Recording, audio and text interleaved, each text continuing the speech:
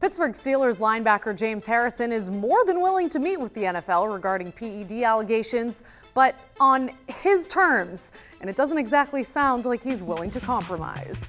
Harrison posted this statement on Instagram on Sunday.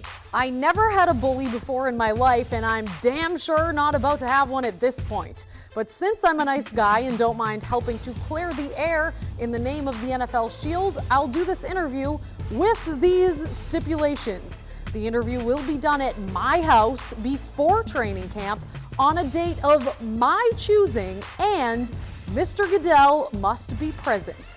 Signed, James Harrison."